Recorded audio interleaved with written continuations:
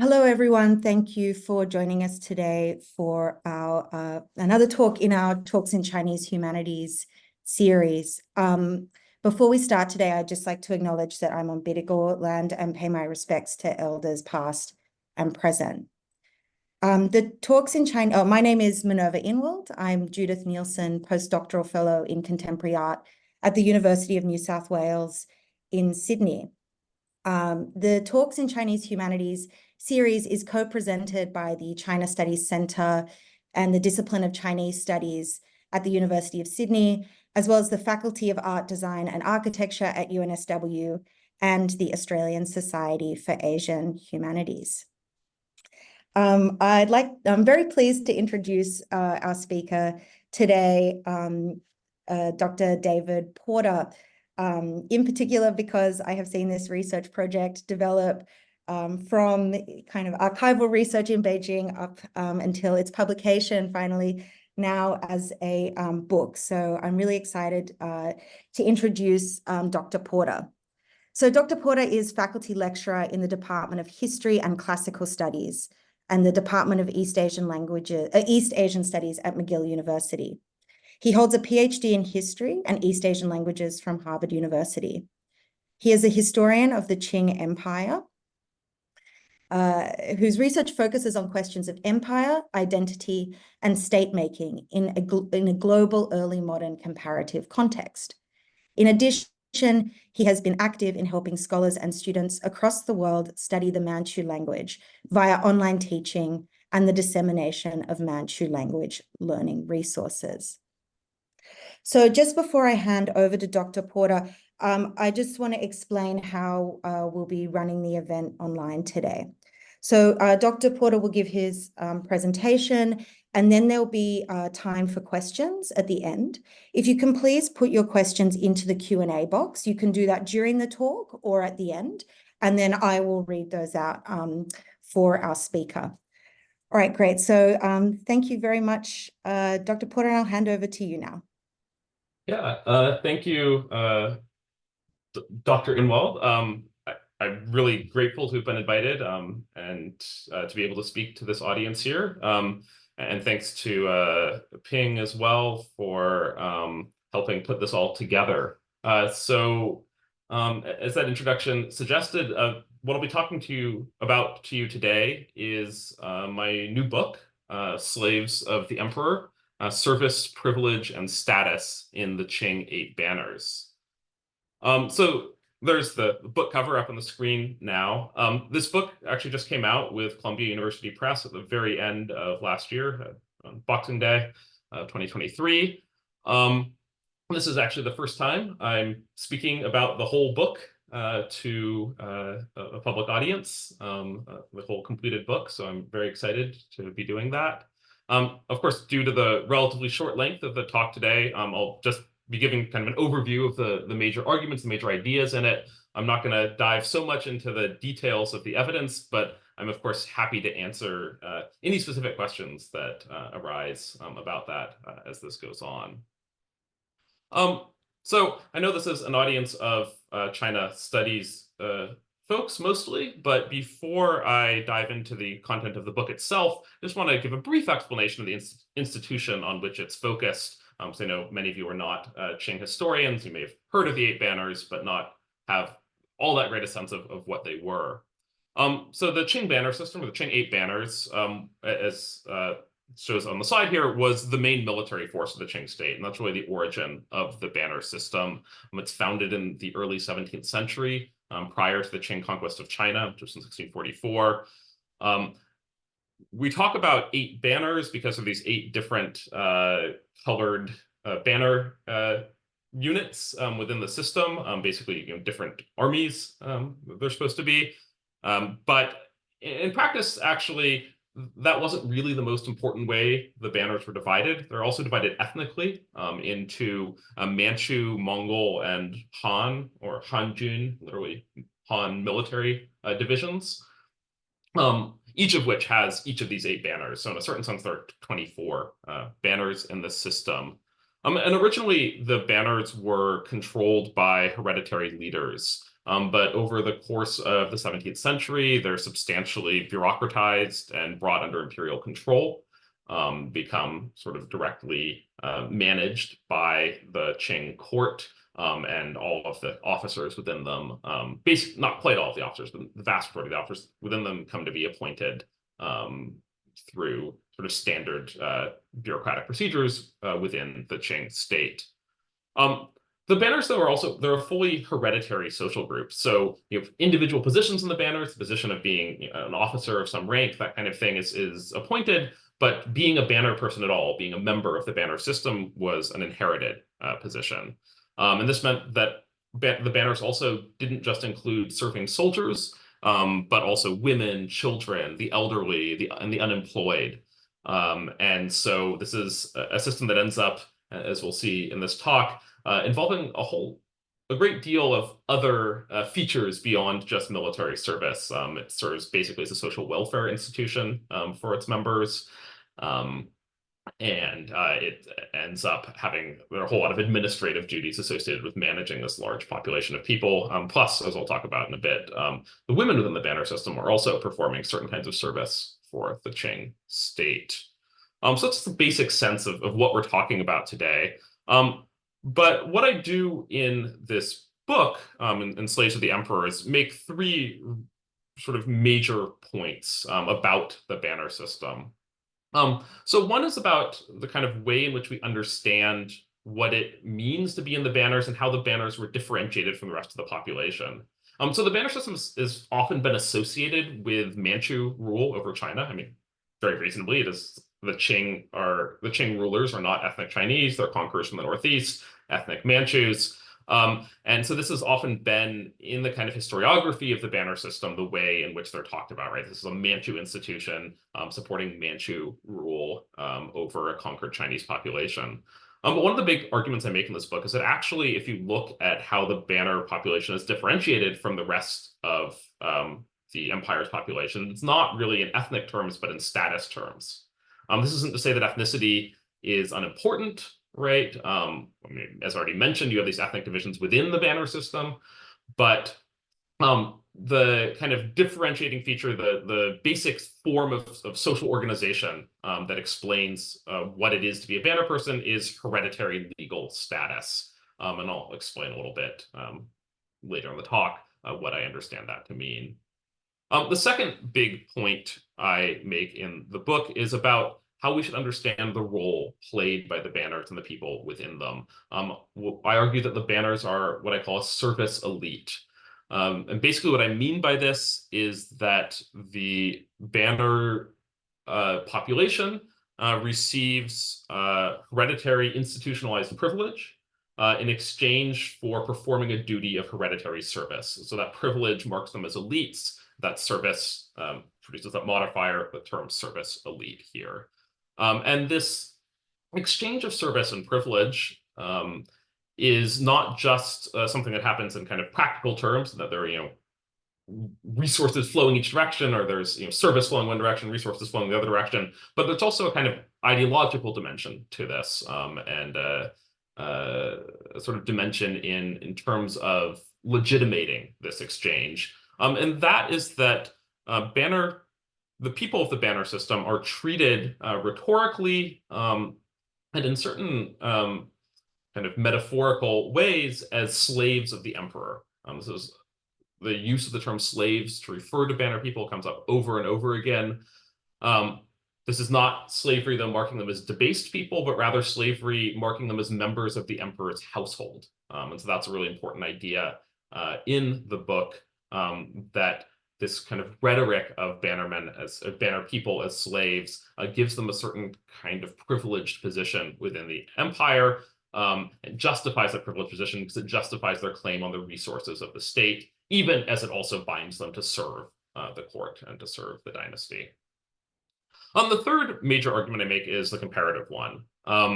So service elites, like the banners, are not only a phenomenon that appears in the Qing Empire. They're actually something that I think can help us really to understand the development and organization of a number of important early modern Eurasian states, from the Russian Empire to the Ottoman Empire to Tokugawa Japan, all of which have groups that I suggest can also be understood in these same broad terms as service elites, right? Again, involved in this exchange of institutionalized privilege for institutionalized service, marked by a special relationship to the ruling house, often one that is tied, at least in certain senses, to a notion of household membership. And so, as I'll get to at the end of the talk, I think this comparison has important dimensions for understanding the Qing case itself, in that it lets us see, what is and isn't really unique about the Qing situation. But I hope it will also prove to be something that's useful for historians of these other parts of the world, for thinking about the development of bureaucratic institutions, and the maintenance of imperial rule in a number of early modern Eurasian states. So the book has 8 chapters in addition to an introduction and conclusion, but it basically breaks down into a few major sections. In the first chapter, I really deal with this question of status and what it means on the Qing status system. How does this work? How do I understand status? How is this being reflected in the ways in which the banners in particular are being managed, but also in the ways in which they're being differentiated from the bulk of the empire's population, who I talk about as commoners. Then in chapters 2 through 5, I really get into the question of how the banners function, how they function as a service elite, looking at how people become members of the banner system. Initially, or not how they become normally, because very few people are entering, but the sort of principles underlying the right to have banner status, looking at the kinds of service that bannermen perform, but also the kinds of privileges they have, and then looking as well at the ways in which women's participation in the system is also helping to define it. Then in chapter 6, I deal with the main comparative questions, thinking about how those arguments introduced in chapters 2 through 5 are reflected in these other major Eurasian states in Japan, Russia, and the Ottoman Empire.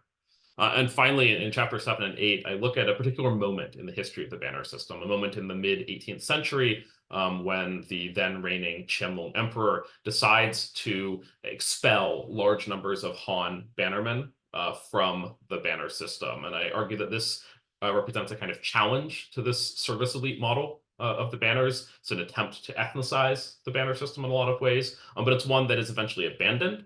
And part of where I think past work on the banners has maybe gone wrong in seeing it as exclusively an ethnic institution is by looking extensively at this moment in the 1750s to 1780s, when there's so much change happening, when there are all these efforts to expel the Han from the banners, and thinking that that sort of represents the basic principles on which the idea of the banners rests. But in fact, I argue it's kind of an exception. It's an exceptional moment. It's one that goes away. And if you look, this is a point I make throughout chapters 2 through 5, where I'm talking about the pre-expulsion period and the post-expulsion period. But if you look at those 2 periods, you actually see a lot of similarities. And it's the expulsion era that's kind of the exception. But I try to think about what's happening during expulsion era, the ways in which resistance to expulsion reflects a kind of sense that it doesn't line up with the ideas people expect.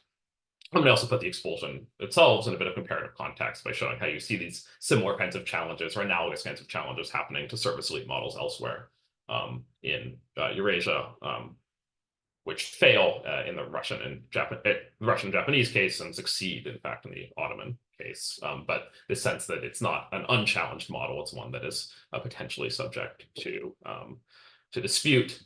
The conclusion then finishes by looking at not just the sort of main significance of this understanding, but also looking at the ways in which the banner system and its comparator systems eventually comes to an end, and seeing how its demise is really linked to the demise of the Qing dynasty itself, just as the demise of the samurai is linked to the demise of the Tokugawa shogunate. The demise of the Russian service nobility is very much linked to the demise of course, the Russian imperial state and the February and October revolutions. Right. So going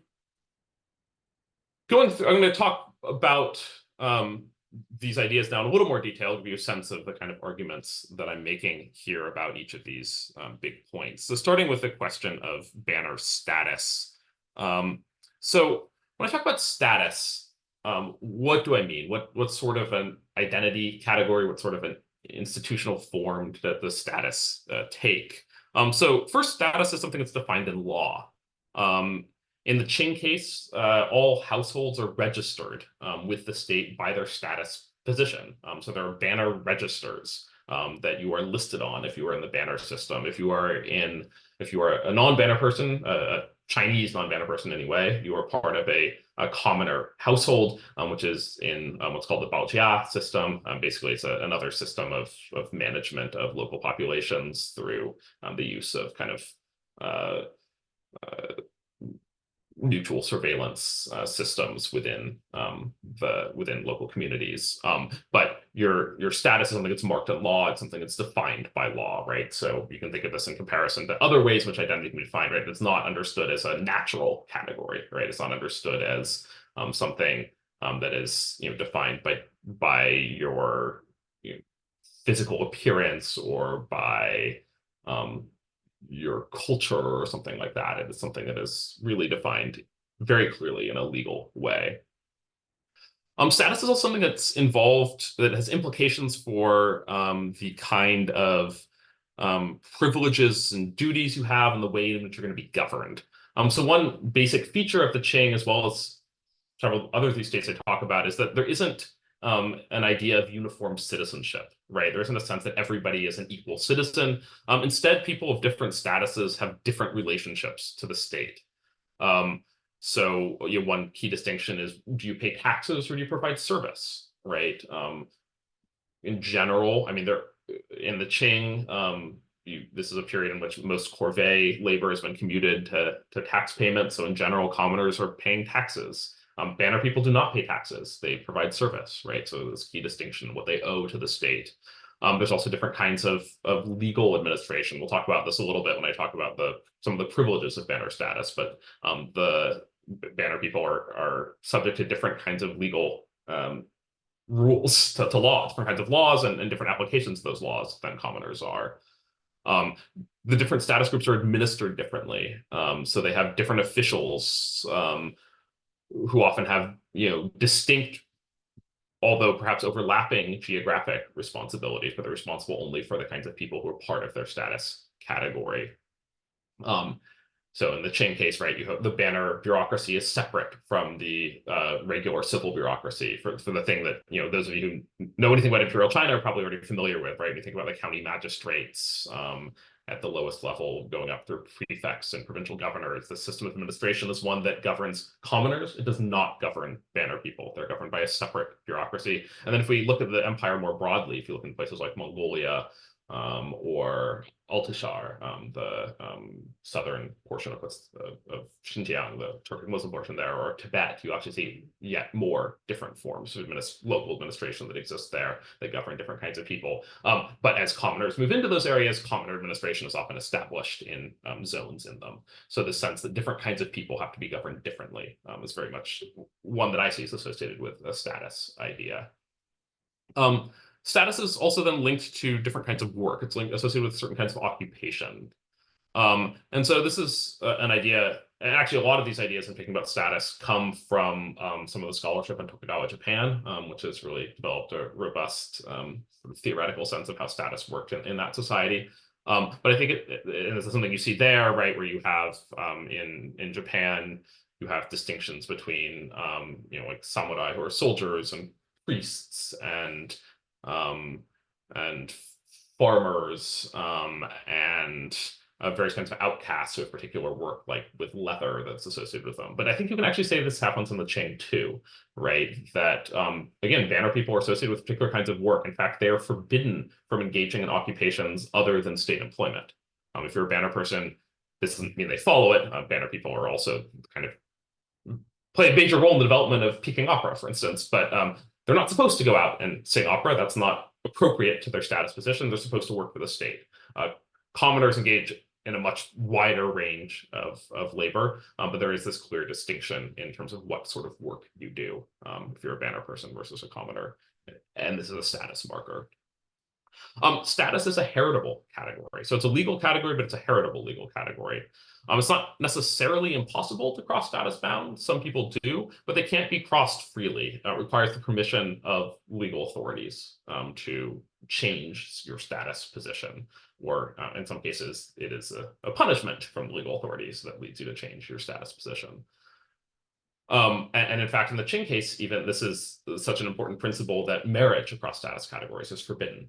And adoption across status categories is forbidden because it results in people, it would result in people moving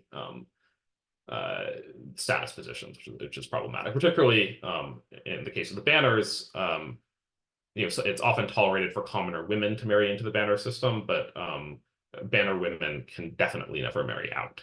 That is seen as really breaking the principle of status distinction. And then this comes back again to this, in a certain sense, to the same idea as the notion of this being a category based in law. But I think it's important to emphasize, in particular, this is a category constructed by the state, right? That it's not one seen as natural. It's not one seen as tied to religion, for instance. I think this is a big differentiator between status and caste. And I think this is something you can see very apparently in the fact that when the Qing Empire falls, or when the Tokugawa shogunate falls, or when the Russian Empire falls, the status categories that existed in those places fairly quickly disappear. In some cases, new ones are brought about. I think you can make an argument that socialist regimes in both Russia and later China are creating things that are sort of like status, but they're different from ones that existed before. In contrast, in India, there have been various attempts there have been major changes in regime, from the Mughals to the British Empire to the Republic, none of which have eliminated caste, because caste is not seen as linked to a particular legal regime. It's seen as something natural. And so status is very clearly different from caste in that sense, right? It is the construction of a single state, not the idea of having status at all, but the particular kinds of status that exist. Of course, I mean, given the complexity here, caste is obviously shaped by states as well. But it has a sort of persistence that status does not, because of this sense of naturalness.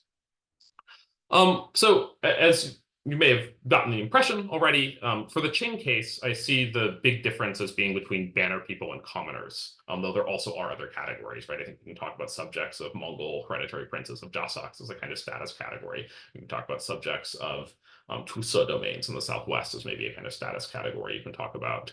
And these are things that often sound ethnic, but are not perfectly ethnic, right? I mean, so I think, for instance, the Mongol Jassak subject category, it turns out actually there's a whole lot of Turkic Muslims under that governance too, because the cities of Humul and Turpan are governed by Turkic Muslims with a similar rank. In the case of the banners, right, the banners include Mongols who are governed under the banner system, not under the Mongol Jassak system. They include Han, who are governed under the banner system, not under the regular Chinese provincial administration, right? So you have these various status categories that have certain kinds of associations with ethnicity, but are definitely not ethnic. It's definitely a distinct way of categorizing people. And so commoners, right, as I said, are administered by the regular Qing bureaucracy, by the examination graduates serving in county, provincial, or prefectural posts. Banner people are governed by military officers, regardless of whether they themselves are soldiers, right? It's the military officers within the banner system who manage the entire banner population. And all of these officials are themselves bannermen, all the officials governing bannermen. So to just give a couple examples of how this works, it's often something that you can see show up in legal cases. When they introduce people who are the subjects of a legal case, their status is sort of the way in which they are identified in addition to their name. So for instance, just a couple of random cases I chose that involve both bannermen and commoners. You can see the distinction between them. I have a case that begins, the unemployed bannermen of Zhao Yuheng's company of the plain yellow Hanjun banner, Zhao Qinglu, stabbed to death Panyu County commoner Ling Mao Kui and his wife, maiden name Shang. And so this gives you a sense, right, of that status difference right away, because Zhao Yuheng, the bannerman, is identified by his membership in a particular banner company and by the company captain associated with that. The commoner who he murdered is associated with a particular county in the commoner administration. So this is the kinds of ways in which this is very clearly marked in legal procedure. So as I said before, the Qing cared a lot about preventing boundary crossing. One great example of this is a case of a man named Lin Xiang and his supposed nephew, Shi'er. So in late 1781, this case appeared before the Board of Households of the Qing Empire. It's often the thing we translate as Board of Revenue, but it's literally hu, meaning household. And I think very clearly its functions are related to ideas about households and the management of households, which is the basis on which status is handled. So according to Lin Xiang, in 1759, his elder brother, Lin Yu's son, Shi'er, had contracted smallpox and become critically ill to the point where he appeared to stop breathing. Shi'er's body was abandoned on the outskirts of the city. The next day, the boy's body had vanished. Later, after the boy's father had died, Lin Xiang, the boy's uncle, heard rumors that his nephew had in fact survived and had been taken in by somebody. And so in early 1781, concerned that his brother's aging widow lacked an heir, Lin Xiang decided to renew his efforts to look for his nephew. On April 13th of that year, his wandering took him to a town called Shun Family Village, and that evening he happened to meet a commoner named Zhang Lin, who put him up as a guest for the night. When Lin told Zhang the story of his nephew and his search, Zhang responded that he was the adoptive father of a boy named Zhang Jiwu, who he had found covered in smallpox pustules on the side of the road in 1759, resuscitated and carried home, where the boy had grown to manhood. The details of the date and place all matched, and what was more, Zhang Lin was willing to return the boy to Lin Xiang and to the Lin family. So why did this kind of heartwarming, but maybe a little too good to be true story garner the attention of the highest levels of the Qing imperial government, with a memorial on the case actually authored by the imperial favorite He Shen, the most powerful official in the Qing state? I think the initial appraisal of the matter by the local lieutenant general, the Jinzhou lieutenant general, made the stakes clear. He wrote, "This case is related to banner and commoner status. It may be some sort of fraudulent collusion involving the use of impersonation to enter the banners." And so the result is that in the end, not only was the request to restore the supposed Lin Shi'er to the Lin lineage rejected, but the officials who had let matters get this far were to be investigated for failing to stop the problem of commoners pretending to be a banner registration. And Lin Xiang, Zhang Lin, and some neighbors who testified in support of the story were reported to the Board of Punishments for possible criminal sanctions. The boy, Zhang Jiwu, was returned to Zhang Lin's family, and He Shen, the official in charge, interpreted the case in light of a law that prohibited a banner family from sending their son to be fostered by a commoner and then returning him to the family into banner status, because practices of this sort created status confusion. It was the duty of banner officials to prevent them from occurring. Right, and so we can see this clear attention to maintaining status difference, even in cases like this one, where everybody involved is recognized as ethnically Han. Right, the bannermen involved are Han bannermen, and so it's not the ethnic line that matters; it's the status one. All right, so what then does banner status involve, right? What does it mean to be a bannerman? And this is where this idea I have of the service elite comes in. So I'm going to briefly go through the sort of three aspects of the service elite. First, the kind of service the bannermen perform, then we'll get to the kind of privilege they have, and then to the kind of ideological underpinnings of that privilege. So service, most obviously, and I'm going to talk about it the least because it's so obvious, but that doesn't mean it's the least important. It's probably the most important, is military service, right? Bannermen are the makeup, particularly in the 17th and 18th century, the leading force in the Qing imperial armies. By the late 19th century, the Qing armies are running into some trouble, and there are new kinds of armies that are being created that are not so dependent on the banners. That said, the Qing never gives up on the idea that bannermen are going to be a major military force. It's trying to reform banner military institutions until the very end of the dynasty. And actually, one unit of the Palace Guard remains pretty important even for a decade after the fall of the Qing. No longer with the kinds of privileges associated with banner status, but as a military unit, various of the Beijing warlords use it as one of their kind of core military forces because they see it as a useful tool. But in addition to military service, there is administrative work, right? So bannermen hold all kinds of administrative positions throughout the Qing bureaucracy. They're massively overrepresented in the Qing bureaucracy. We'll get to that when we talk about the kinds of privileges of banner status. But in particular, perhaps sort of most interestingly are a couple of things that they're specialists in. So there is, for instance, translation work, which is a huge deal for the Qing. The Qing operates bilingually in Manchu and Chinese at the routine level for the entire Qing period. Routine memorials have to be translated, have to be available in both languages, but it's also dealing with lots of stuff in the rest of the empire in languages like Mongolian and Chagatai and Tibetan and Russian, and eventually in the 19th century, English and French. And these are all the kind of work of translation is something that is specifically often delegated to bannermen. And you can find, so not just bannermen being trained to deal with Manchu Chinese, but bannermen specialists being trained in other languages with only limited use in Burmese or Persian or something like that, because the Qing court sees them as trustworthy and sees translation as sort of fundamental to their skill set. Then there are other sort of even more specialized kinds, or maybe not more specialized, less common kinds of specialized service, right? Translators are everywhere in the bureaucracy, but you also have things like map making, the projects to make these massive maps produced by the Kangxi court in the early 18th century are actually a collaboration between Jesuit geographical experts from France and bannermen from the Imperial Household Department who accompany them and participate in these mapping projects as sort of key figures in them. The oversight of craft production for the imperial household is done by bannermen. Bannermen become experts in things like designing porcelain. The Jingdezhen porcelain manufacturer, the designs for the imperial court are often created by banner officials.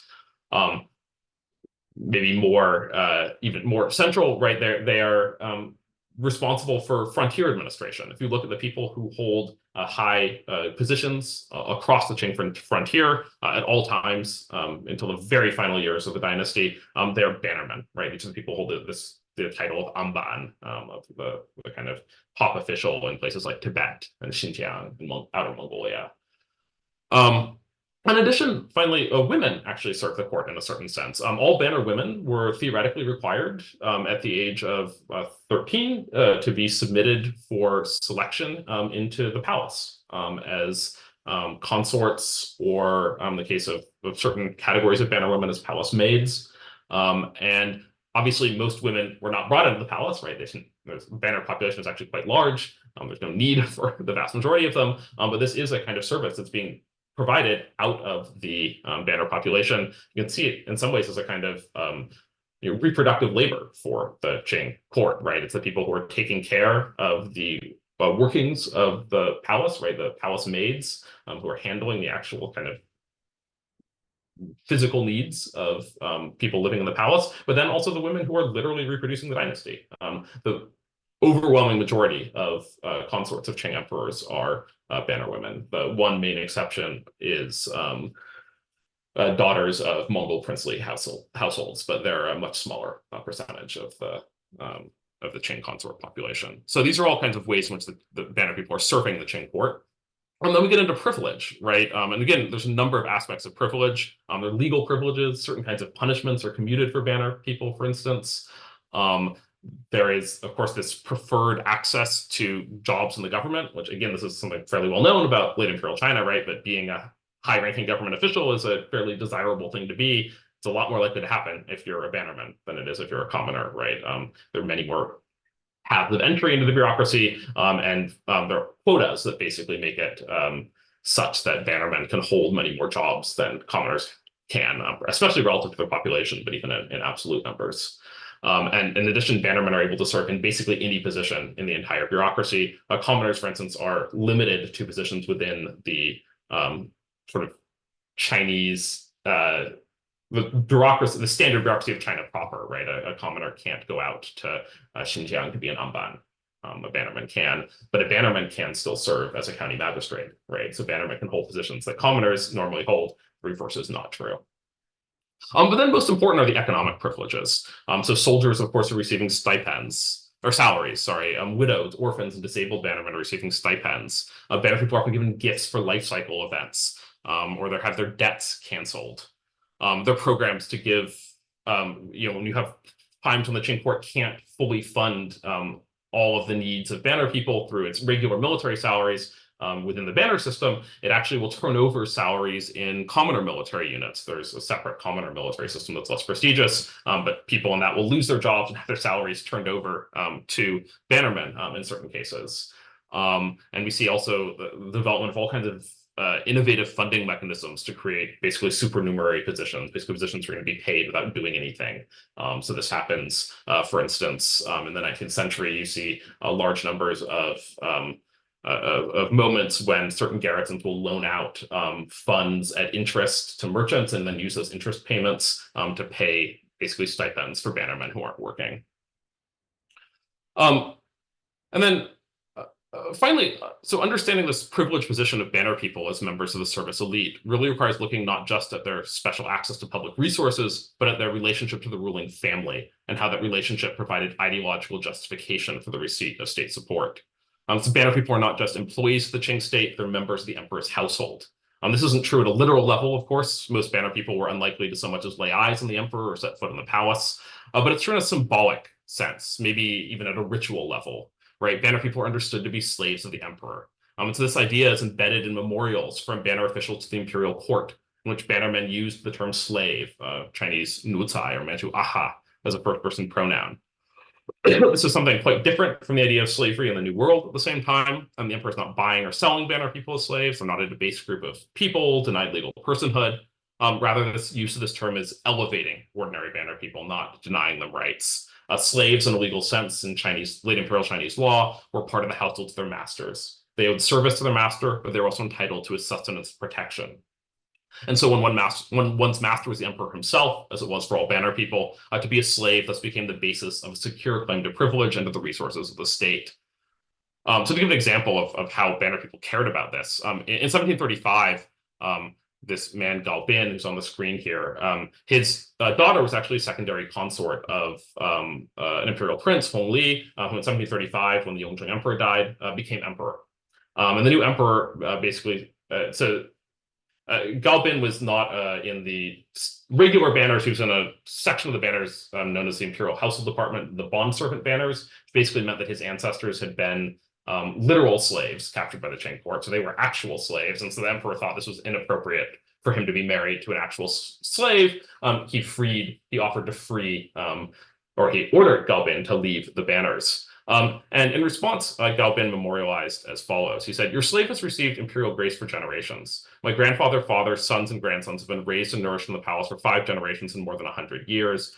I beg that you continue to retain your slave's family in the bondservant companies." And he said that, it would be even better if they could be raised out of the bondservant companies into the regular Manchu banners, but that in any case, it was better to be a slave of the emperor than to be outside it. And I think we should not understand this as some sort of insincere expression of devotion designed to maximize the chances of Galbin being elevated to the Manchu banners.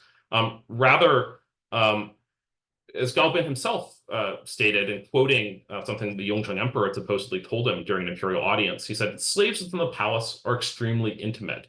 If they depart from the banners, it seems they would become estranged. If there are any bondservants who should receive the grace of leaving the banners, it would be better to retain them as bondservants to serve as a model for those within the palace. Why must they leave the banners to have dignity?" So why does this intimacy matter? Why does this intimate connection to the palace, to the court matter, to the emperor matter? It's because it also becomes linked to this language of nourishing and nurturing banner people. The privileges that banner people receive are tied to their roles as these metaphorical imperial slaves. Even people who are not bondservant bannermen, the sort of regular bannermen whose slave status is more purely metaphorical than it is for bondservants.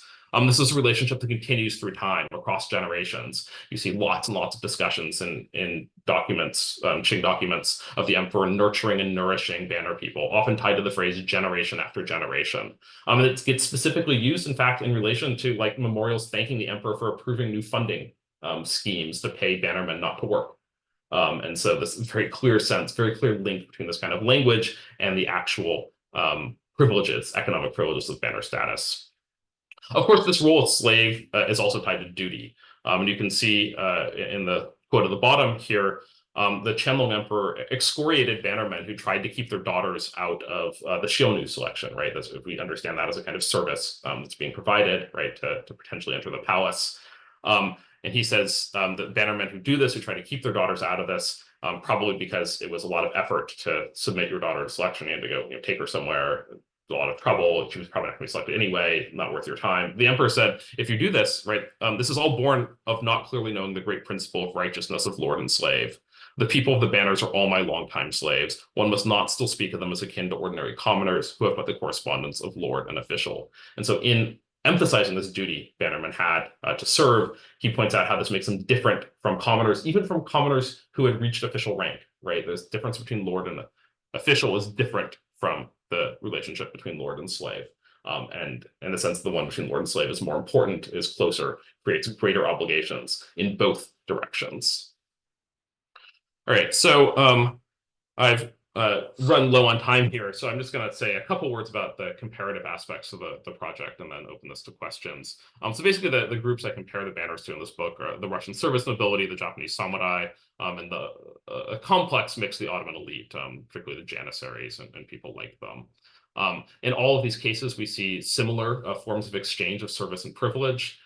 We see similar ways in which they're closed off to outside entry. The janissaries are a little different because they're not hereditary. They're selected as literal slaves from among the empire's Christian subject population, but it's not a position you can just go join, right? It's something that has a single entry point that is closed off, that is restricted, that clearly differentiates them from the rest of the population.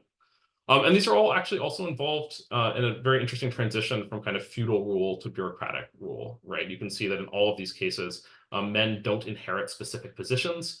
Rather, they have a kind of broader rank in the status system, which gives them preferred access to government positions, but government positions for which they're selected, at least to some degree, on the basis of merit.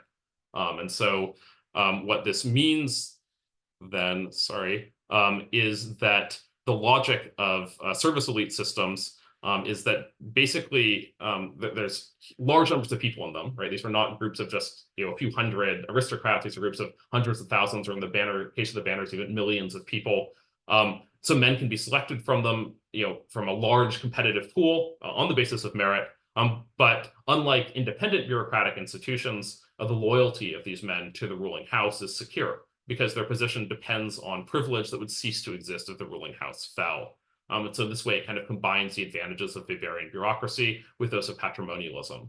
But it's not like what Weber calls patrimonial bureaucracy, because he suggests in patrimonial bureaucracy, people are selected for positions on the basis of their personal connections to the throne, their personal loyalty. It's sort of at an individual level. But here, because it operates at a group level, it actually enables people to be selected on the basis of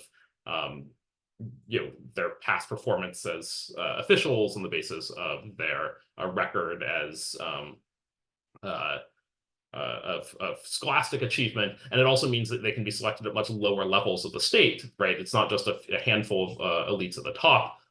It's people who the emperor will never meet or only meet once are still being selected in this fashion, and can still be relied on to be loyal because of their broader status position, their position as a service elite. All right.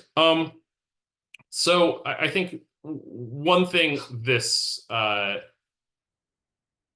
comparison does then is, if we flip it back to the Qing, it's another thing that supports the idea that the banners should not really be understood in terms of sole terms of being kind of a Manchu organization, right? If the banner system was all about Manchu-ness, then why would we see analogous systems develop in states that don't have the same concerns with ethnic difference that the Qing does? Obviously, ethnicity is a concern in several of these other societies, in a couple of these other societies, but it's not the same problem of the rule of an extreme minority that you see in the Qing case, and yet service elites develop in them as well. And so this is something, again, I think helps reinforce the notion of ideas of status, of this idea of the service elite as being really fundamental to what the banners are, and to go beyond just thinking of it as a kind of institution of maintaining Manchu rule. So sorry, I went a few minutes longer than ideal here. Hope you'll forgive me, but I'd love to hear your questions.